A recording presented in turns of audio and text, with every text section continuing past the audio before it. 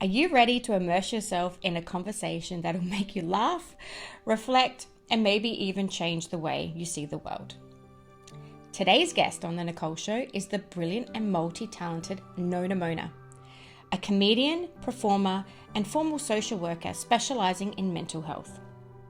In today's episode, Nona opens up about her journey through the worlds of comedy, performance, mental health, and just sharing on her own personal experiences with openness and vulnerability, which we all love.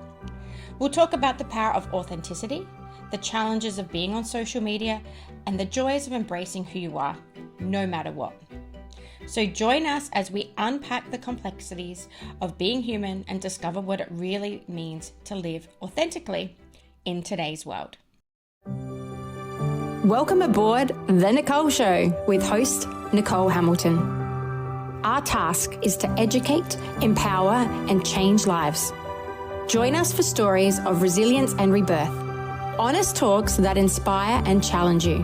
Are you ready to make a move? It begins now.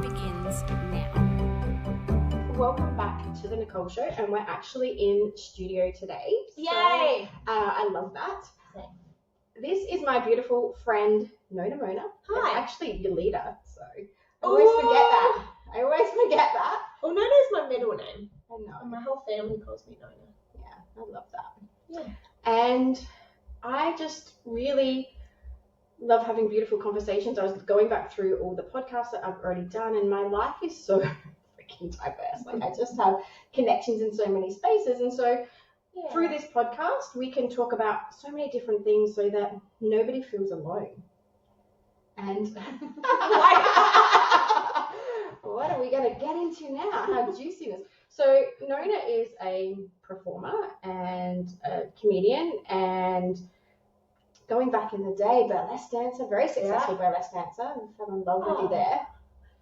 Very gorgeous, inside and out. Social worker by trade, like actually has a lot of men. That was the thing. Yeah. That was my jam. I know. That's how I earned my crust.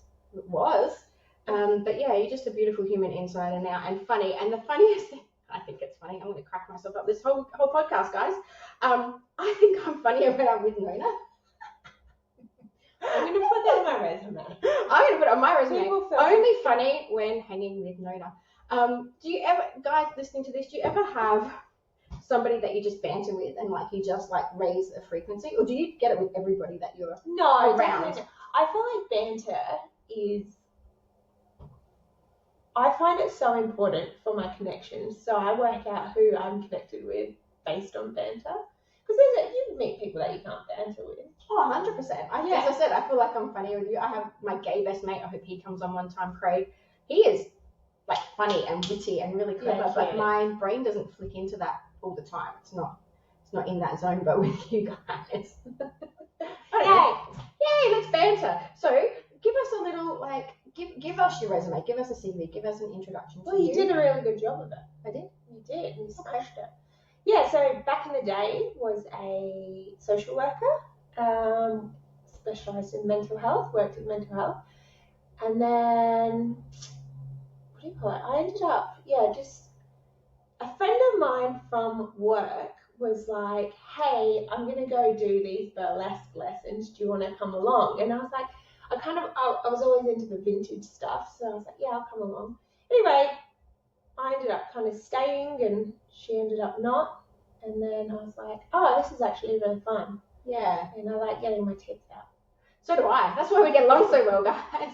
I used to more so. Now I think I'm heaps more conservative, I reckon.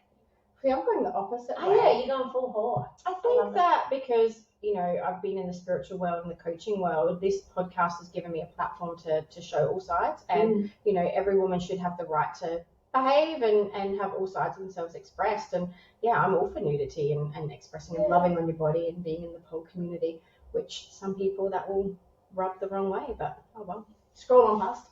The pole community, dude, the pole community has come so far.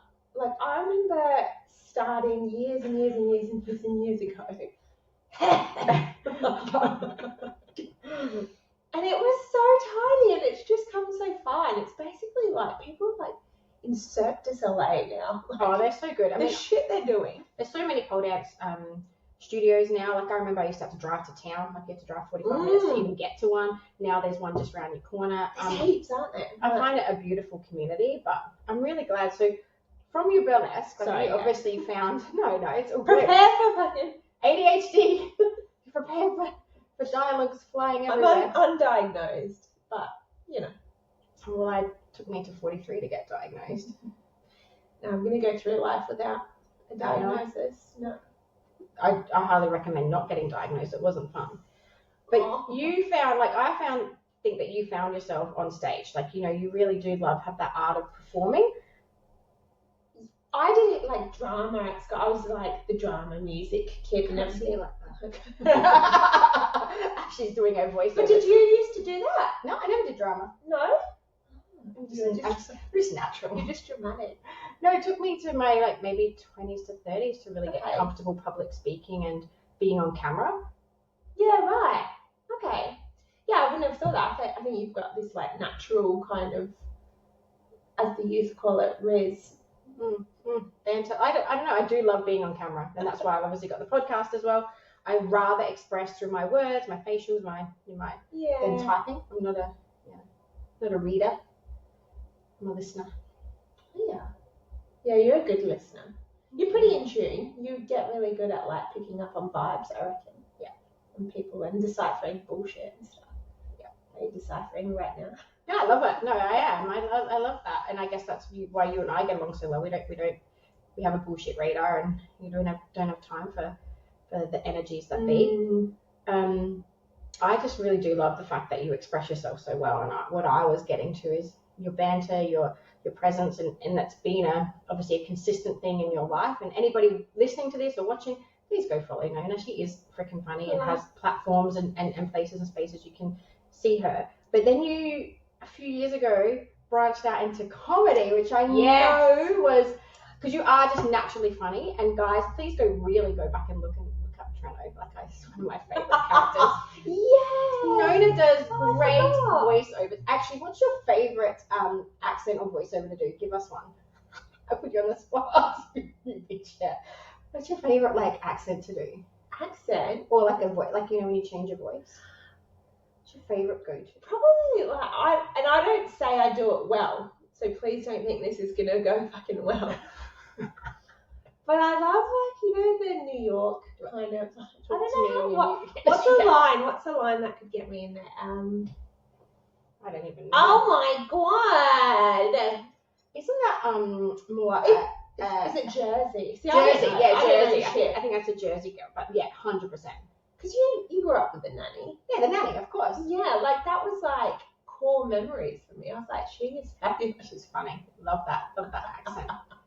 But I feel you jumping into comedy, and then I got to watch some of your different performances that you perhaps used your platform or your ability to be funny and to communicate on stage as a part of your growth and informal therapy. But guys, I was putting in it's so much cheaper, guys. Yeah, so much cheaper. That's why I'm doing this podcast. Can you please unpack some of my? God, come down to open mic nights on Monday night. You'll see. I might have to give it a go. I might have to challenge myself. Yeah, definitely. I think a famous writer once said, I don't know who it is. He's not that famous, but he said. Is that how you just say things that you want to say? A famous writer once said. Someone once said, write what you know, because it'll be so much more authentic. I bet you someone knows who said that, and they're listening right now, and they're like, it's fucking wrong. Anyway, so write what you know, and I think that's, I don't know, that comes across in comedy as well. Obviously, you can only go from what you kind of know. And, 100%. So yeah, I could never get on stage and start talking about something that hasn't directly happened to me. Obviously, with comedy and stuff, you, what's the word? You heighten the truth a little bit, or you expand it. You make it a bit more. You make it more of a thing. But yeah, is that? No. What's your favorite performance that you've done? because you've done so many over the time, and when we practice these things, I'm a pole dancer, guys, for the people that don't know, and when you practice a particular performance or routine, like you have ones that you absolutely love and ones you get sick of. What was your favorite one? So I probably my most recent Fringe show Damn it, I missed that one. It's so dumb. It's so silly. It's basically a show about cum. Mm-hmm. It was called My First Pearl Necklace, but it wasn't really about like cum. It was just this like, it was pure silliness. Whereas I think like my first two shows were a bit like, they had like more meaning. I did love them though. Meaningful about your life. stuff. They were. Yeah. And even this was to some degree, but this like let me kind of like just be a bit more silly with it and less like so I often feel like female comedians always have to have this nurturing aspect about them, so that like all of my content has to be nurturing and stuff, and I fucking hate that sometimes. I'm just like, we're fucking gross, we're silly, we're like 100%. We're sexual, we're crazy, we're like everything, obviously. But so I often like I get really like when comedy is a bit too like, do you feel like preachy or educational, and this show about cum definitely wasn't. Damn it. Do you have a recording of it? I'm gonna have to watch it. I do actually. Do you put those up there? Do you put your like? No, have you got a YouTube channel? Do you put all your performances on? No, and I should. Oh my god, we're making her do it. Yeah, but like, okay, here's the truth. I am so terrified of online trolls. Oh really? Yes. Oh my god. I hope we get some today then. No, because I am too though. No, I seriously am, because I have only developed this podcast for the fact that I was hiding parts of myself. I have been through, and I'm quite happy to talk about drug addiction and infidelities and relationship stuff. But when I started talking about my sexuality and pole dancing and even burlesque that I've done, like I was so scared of being judged as Nichole the kids coach, but they're separate things. Like, I'm not doing burlesque when I'm with kids, I do have a nurturing side, and I love that about me. I have a very spiritual side, but if I'm denying the other side of me, the creative, the sparky, the stuff that lights me up, in whether it's in my relationships or my friendships, then that part wasn't there. So I was completely scared to show all sides of me. But do you think that like you have to be a bit careful from a professional standpoint of like, or is it different when you're 100% self-employed? So when I was a social worker, 100%. I 100% could not have continued being Nona Mona. Correct. And kept that. Yes. I think it's different in your own business, 100%. I got pulled up when I was working in education. I had to take my education employment off. They can't ban you. No professional place can ban you from being the person you are, but they can say, hey, this is not right. And I was then doing women's burial workshops and promoting that about self-expression and loving your whole body, and the school's like, you need to take somebody stalked me. I didn't have anybody on my socials that was at school. People find you. People get curious. And I deleted all of that off when I redeveloped myself as the kids coach, and it's only now that I have the courage, because I'm sure somebody will say, hey, how can you do that? Like, how can you express that? But I'm here for all the women that have got bad relationships, bad sex lives, not working on themselves, haven't found their community, really desire to express their beautiful, sexy side and fall in love with themselves, because we're so, programmed to think, once you become a mom or once you're a professional, you've got to let that side go. Well, no, you only live once. Do everything that your heart desires. That's a really interesting one. The different sides of. So I was talking to someone recently, a good friend of mine, and she's become a mum, and she was saying how people do not see past that anymore. Yeah, you're a mum. Like, she's not her anymore. Yeah. She's just like such and such as mum. Like, and I was like, oh wow, like I never really thought of that. You do lose your identity. But even I, like, when I think of, like, my mum, I'm like, she's just like, mum. Yeah. kind of thing. And so, yeah, that's a really big one, isn't it? You do. You lose a part of yourself, like giving your whole body up to, you know, birthing a child. And, you know, in even marriage sometimes, like I really remember feeling, as soon as I got a job and after, you know, having children and went back to work, I was like, oh, I get to be Nichole again. And it is finding those parts of yourself that do make you feel whole. And so, you know, we were talking about it at lunch the other week. Remember we see dads, you know, dads with a kid. We're so programmed to go, oh, that dad's, you know, in the shops with his kid, or he's taking him to the doctors. Yeah, if we see a mum do that, we were talking about this because, and then it's like, oh yeah, mum's doing that. Like whatever. You don't even blink when you see a mum in the shopping centre. If you with see kids. a dude at the shops with a little kid, you're like, why do we do what that? a great dad. Yeah. I know. Wow. Yeah, I know. But yet we don't think that of a mum, and a mum's probably juggling another 10,000 things with the days. Yeah. So, you know, he's probably just got the day off work and he's kicking back, having the best time. It's not doing the washing, he's not even picking up stuff for dinner. He's just buying Frodo frogs, probably. That's a judgment. Okay. But it's a good judgment. It's good. You know, I really feel like, you know, you should find something that really lights you up. And for me, this new branding of me and this, you know, the Nichole Show, it's pulling back all the facades of social media and what people think of me particularly, to give a voice to that shadow side or that stuff that you're hiding, because somebody's feeling the same. Like, where are they not expressing themselves? Because if I'm not expressing myself and I think, or can't show the dance side of Nichole or that kind of stuff, it actually does eat away at you, even though it's a little bit, and it does come out in all aspects. It's like you can't have it all. You're not deserving of all. People are going to judge you, and that comes out in all parts of life, like in business or relationships or whatever else. And so for me, I'm really just learning about having the courage and the confidence to authentically be me. And if I get judged, I get judged. Yeah, that's a good one. I'm trying to work on that, but like I don't know, trolls online, terrified. They freak me out, man. Block them. Block and delete. I know, but like, block and delete. Like, I keep coming back. And the weird thing is, I haven't even been like fully trolled. It's just like this weird fear. Yeah. But you're right. Like, I'd love to see your stuff online. I think that you are like super funny. And you know, you've had radio shows and your own podcasts and different things. So I feel like you put yourself out there a lot. If someone was going to troll you by now, they would have. Yeah, I think I've seen. I guess this is where some of my fear comes from. I have seen some female comedians. Have you seen some of the comments on there? I don't look at comments unless they're mine.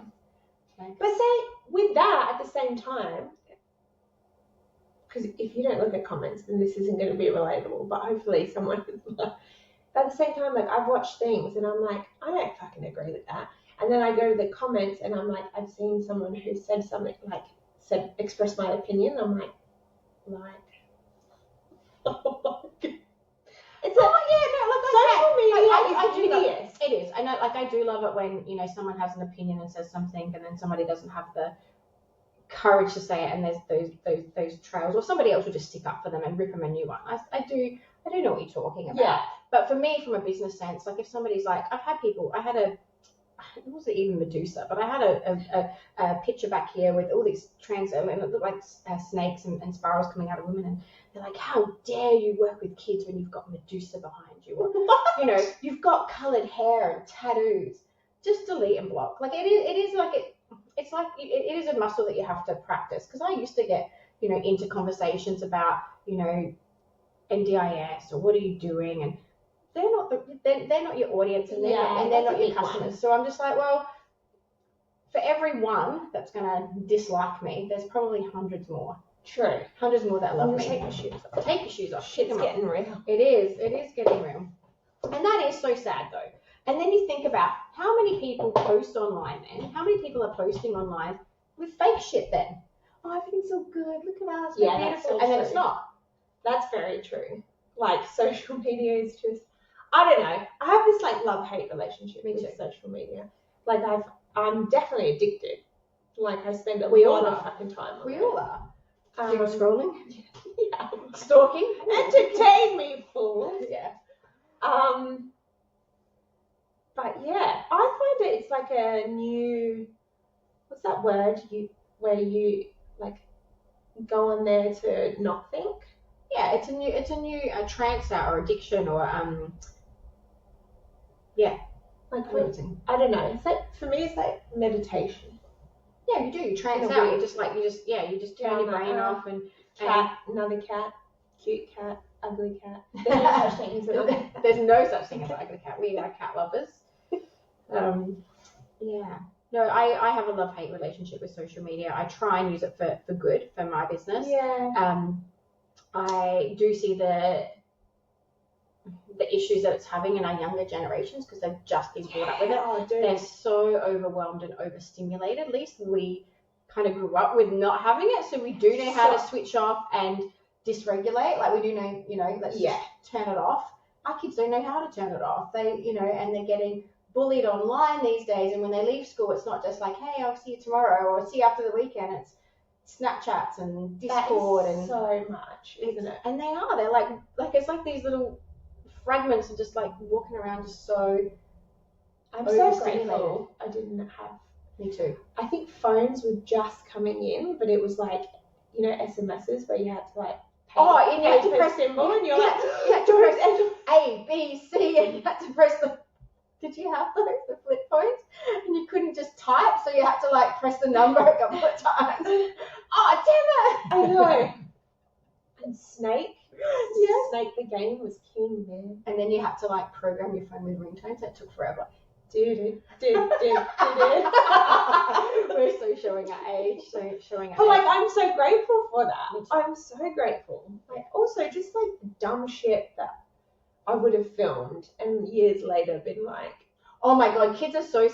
If there are any parents or any kids listening to this, please educate your children on, knowing that there are CCTV footages around every single place, even in schools now. Like seriously, it's ridiculous.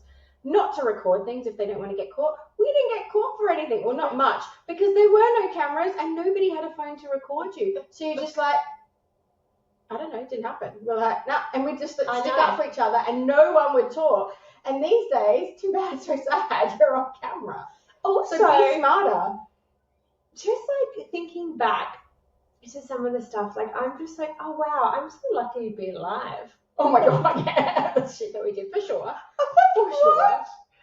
Oh, it's New Year's and I'm gonna walk the streets at 3 a.m. when I'm like 12. Cool.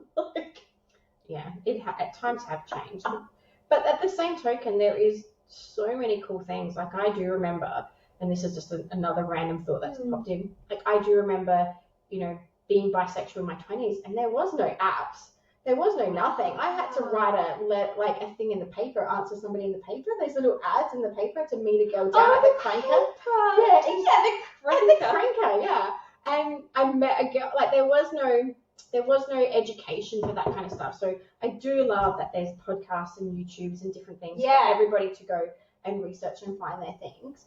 But there is such a dark web of a hole that you can get into as well. So much, because it's like everyone has a platform now, and obviously this is a platform, like we're expressing our opinions and whatever, but I'm just like, I just feel like some people shouldn't. Well, we can judge on those if we want to. Everybody judges. Let's be real, everybody does judge. Would you say, okay, if you were in a comic book, okay, all right, would you be the superhero or the villain? Oh, superhero, for sure. I'm 100% the villain. Oh, yeah, I can see that, for sure. Really? Yeah. Oh, cool. Yeah, okay. Yeah, you do, yeah, I can see that. But why? You'd be the superhero. Yeah, but like, why? But why? But why would you be the villain? What do you love about it? No, because I think you always try and see the good in things. I do. And you're always trying to overcome obstacles and that kind of thing. Mm-hmm. Whereas I'm like, what am I like? I'm more like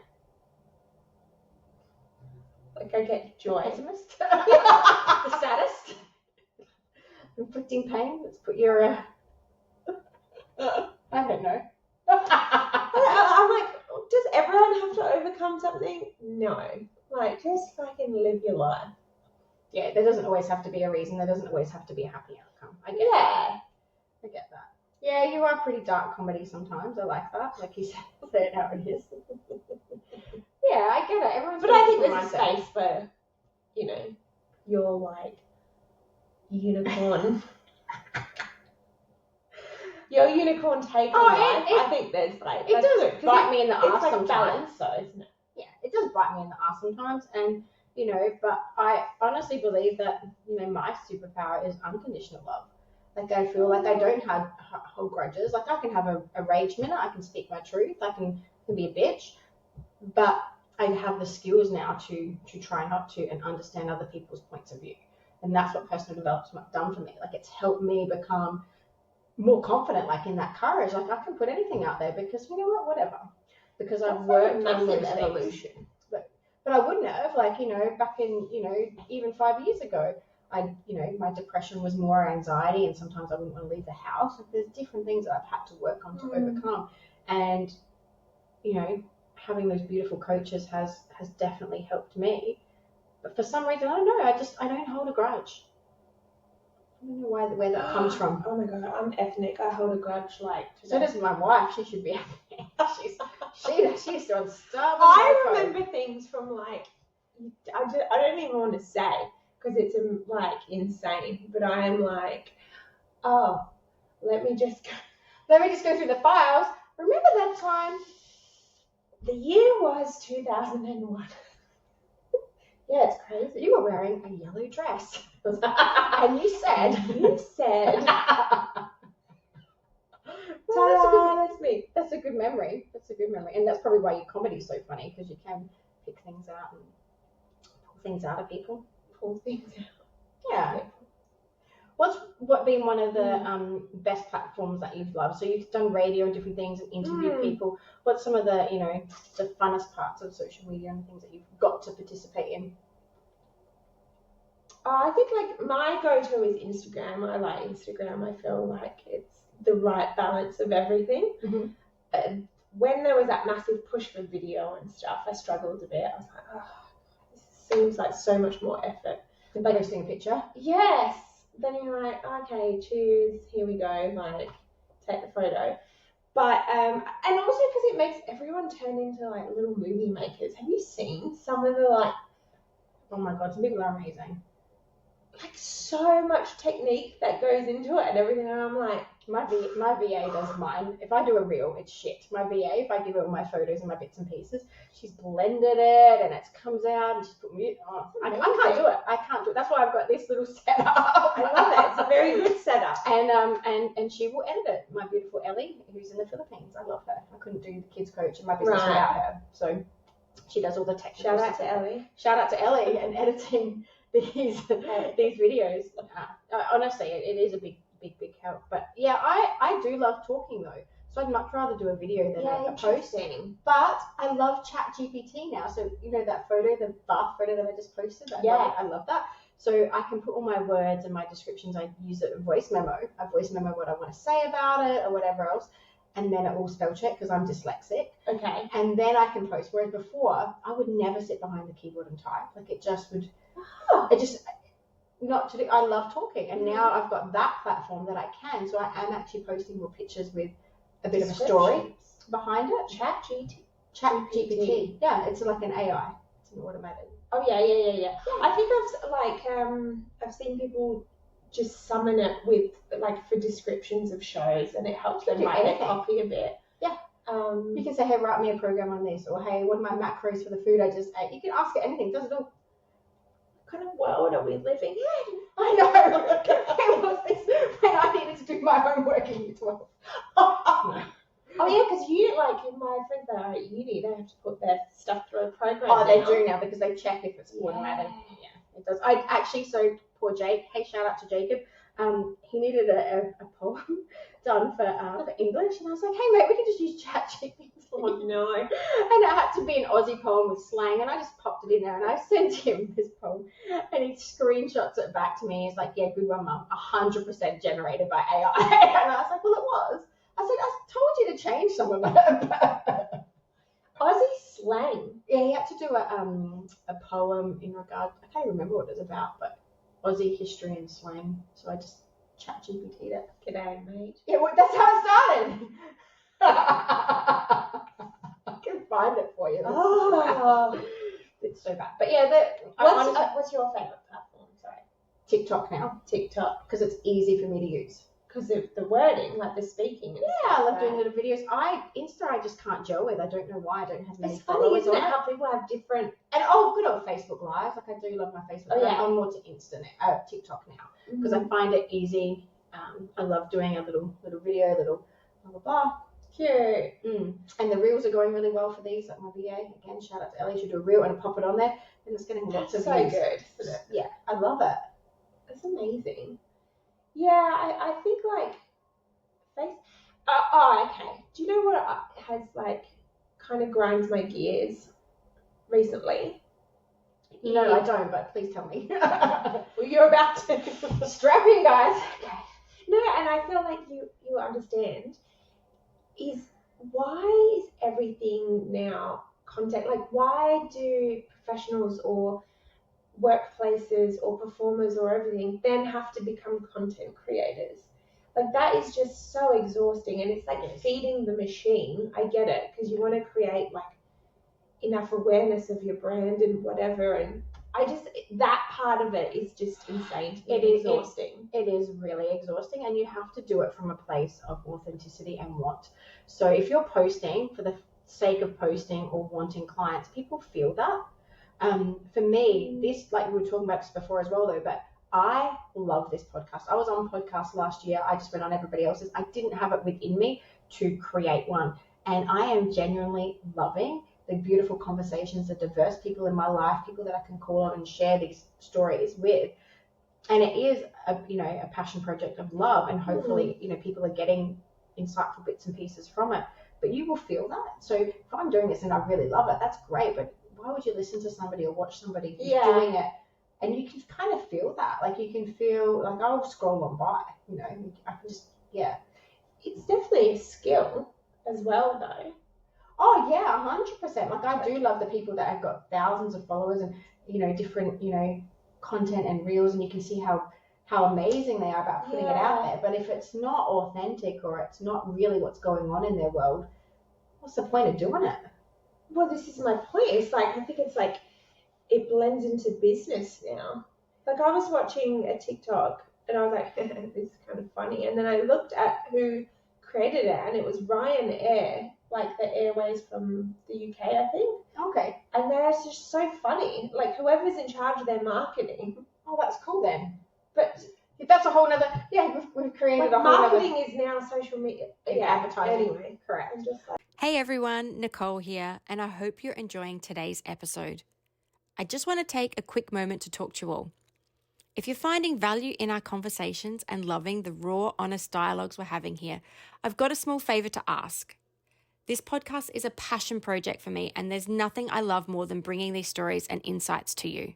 So if you haven't already, would you consider subscribing to our show and leaving a review? It's completely free and it doesn't take much time, but it really helps us in two big ways. It's getting the podcast in front of more listeners, which keeps our community growing. It helps us attract more amazing guests, which means we give you more value in the episodes we bring to you. Just hit that subscribe button, drop us a review, and let's keep these conversations flowing. Well, one of my coaches, I think she just spent like $20,000 on advertising and marketing and creating her funnel and doing videos and content, and that's an insane amount of money. Correct. And I don't know how much content she's created, but she was just telling me, and I was like, wow, she's just spent all this time with an advertising specialist to create her content and her reels and her funnels. So I listened to my marketer a few years ago when I was creating the kids coach, and he's like, you need a funnel, you need this, and I was like, just went with my style. I was like, fuck that. So I just did a video, and I was like, I'm going to post it myself. I'm just going to speak my truth. And I honestly am a bit of a hippie, and glass is half full. I was like, no, the right people will come along. Like, it does have to come. I'm not going to create a funnel just for the sake of a funnel. Like, come to my class and then join up, or anything that's not authentic. But I find it insane that you can spend $20,000 on this marketing and like creating this thing and doing. And that's not her ads yet. That's just her the actual advertising and the content. She's now got to pay for her ads on top of that. But then on the other side of that, you end up filming like a random 8-second video that you just happen to be filming, and that goes fucking viral. Like, correct. Can we go viral, guys? That's what are you going to do? snorting coffee through your nose or something. I don't know. You know, but like, Yeah, correct. I find that insane. I do love that though. Like, you know, there's so many beautiful. That kid that says it's a fucking goat. Like, I love that one Because he says it in an accent, doesn't he? He's like, it's a goat. No, it's a fucking goat. And you're just like, who said that first? It's got to be the dad, right? It's so funny. Yeah, those ads that, you know, and Charlie bit my finger. I don't know, they're just kids ones, but there's so many ones that just randoms that you just love, and you're like, yeah, I just remember that one. I always loved one of my favorite ever viral videos was, you know, the two girls filming each other. They're only little and like, I don't know, one's like pretending to sing or something, and she's like, yeah, so, and I think they're from Scotland, and then the mum walks in, she's like, right, who took a shit in the toilet? And so the mum doesn't know she's being filmed. Like, was it me? Yeah, disgusting. I'm gonna go Google that It's afterwards. but like, dude, watch it. Oh my god. And that's like ancient, but fun. That's so funny. Yeah, it is. And then to have the to post it. I love it. What's your favourite go-to comedy for, like, just to go back and watch? What am I feeling? Yeah, well, I have a couple of things that I'll go back and watch just to make me feel good. Yeah. What's your favourite? Doesn't even have to be a comedy. What's your favourite? No. I'm obsessed with Shane Gillis at the moment. He has a special out. I think it's on Netflix or something like that. Oh my god, It's called The Beautiful Dogs. Like, I have watched that, I reckon, 3 times. It's just like, that is like, to me. Oh, It's like, yeah, watch it and get back to me. He's just like funny. You know when you see someone and they're just funny. what else do you like to watch? Anything with Steve Martin. Oh yeah. Like, it's just like, it's just so funny. fucking funny, but it's also wholesome. Like, you don't have to, like, there's not going to be a tragedy. Yeah. Like, you're just like along for the ride, and like you're eating your nachos and you're like, that's fucking funny. You know? And I love that. I love not thinking. I love that you're eating nachos when you're laughing. I love that. Yeah, my go-tos are, I guess, Gilmore Girls. Like, I could watch that again and again. Like, it's just fine. Yeah. Because it does have a little bit of something. Never gelled with that one. I tried to watch it so many times and I'm like, shut up. But it's wholesome as well. Yeah. I do love that, because I can just put that on when I'm feeling a bit like, I loved it. My comfort show would be Dawson's Creek. Oh yeah, Dawson's. God. Yeah. Mine was Sex and the City. Oh yeah. I only watched that as an adult recently for the first time. Oh my all god, the I way loved through. it. I think I loved it because Brody was so young and my husband at the time was away, and I just watched it again and again, so it's just ingrained. Yeah, I didn't watch it when it first came out. I watched it like in my 20s, I think, but it's definitely a go-to. And my guilty pleasure now, though, like if I am going to zone out on TV, is definitely anything reality. Like, give me a reality TV show, because it's not my drama. I love it. Kardashians, I would be a Kardashian one day. It's so easy, isn't it? You just like pop it on and you're like, and again, you know, there's not going to be anything overtly massive that you have to think about, or like I just love watching. that you have to get too invested in. Yeah. Totally get that. Yeah. What's your go-to reality at the moment? I've got to get back into. I've actually been watching crime docos actually. So. Oh yeah. Okay. No, but Below Deck Mediterranean. I was telling you about Below Deck. Yeah. Not recently. I've been told by a few people Below that Deck is is like so funny, and there's so many different calibers of it, and then you're just like, oh, I want to be on a yacht. I want to be that rich, and then there's all the dramas behind the scenes, and like they're all like professional from the clients, and then they're out the back. How do people still end up like booking them? I don't know. We should look into it. Yeah. Because would you get a discount to be on camera or something? Yeah, or do you actually have to pay? Like, are you that rich to pay to be on a reality TV show? Oh yeah. I think that's what it would be from a business perspective. So anybody who wants me and Nona to be on your boat, we'll be funny. We'll get our boobs out. That side of me is done now. I'm just like, do you know what? I actually hate getting attention for my boobs now.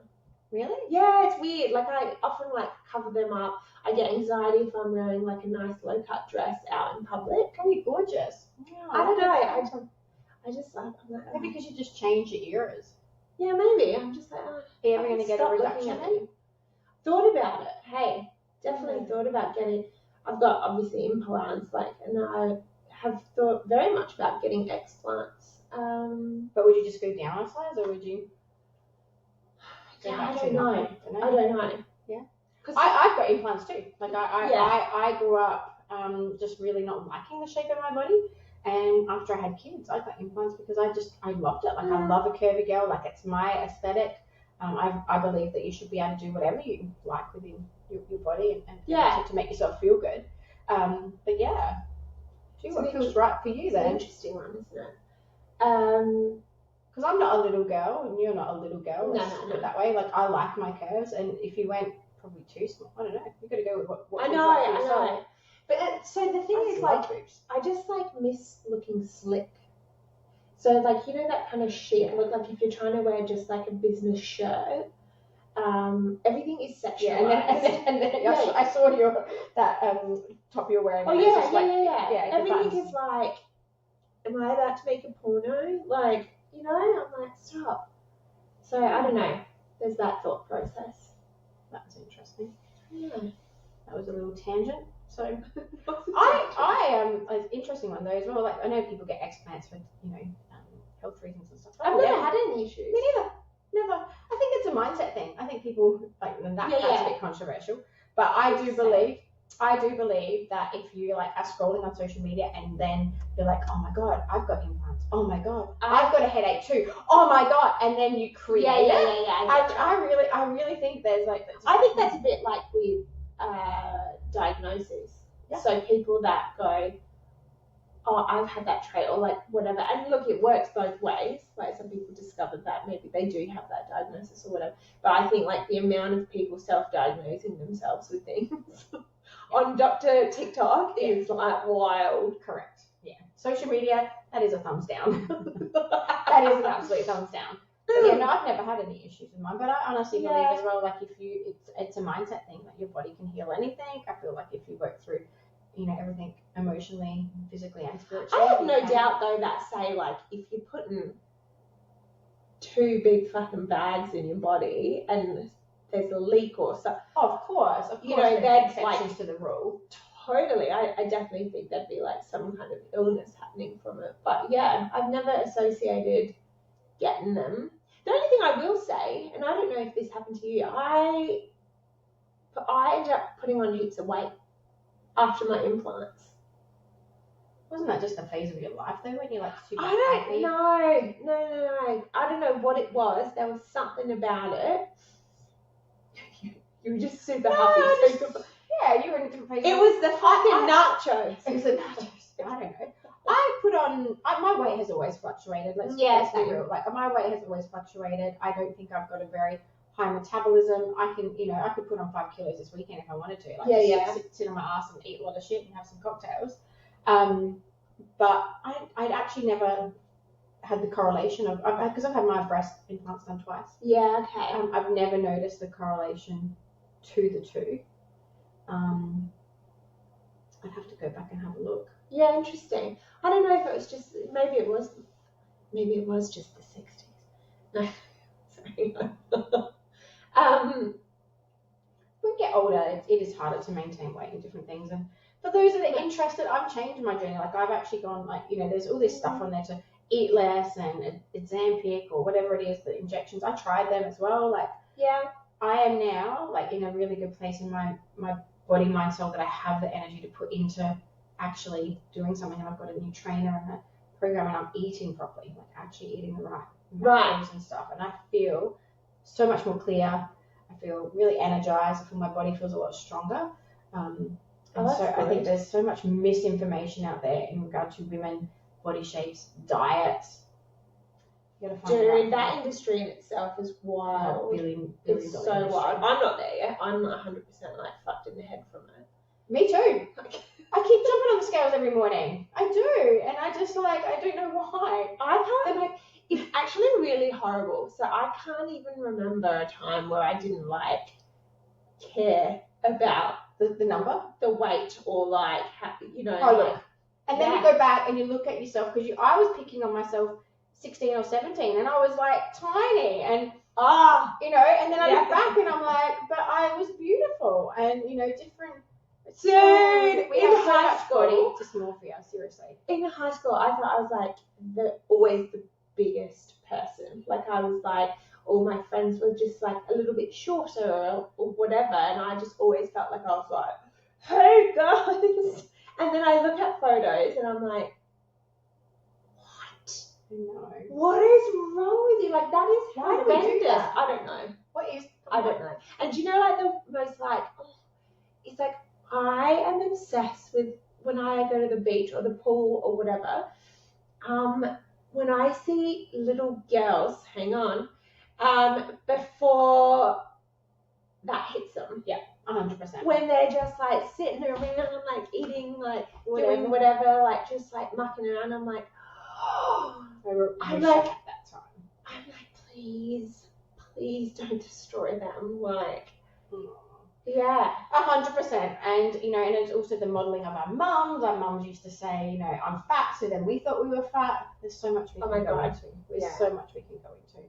I am mindful of the time, and also, guys, my posties just rocked up, so you know it might be a good time to finish up. I would love to have Nona back in the studio. Like we have just sorry for the rant. We've just gone from thing to thing to thing, and you know it has been amazing. But I would love to have you back. Thank you so much for having me. No, it's great because if we can help other people in regard to any of that, and if you want to see more of Nona's stuff, comment below. I'm going to put all her links and all her social media on underneath, and yeah. Thanks.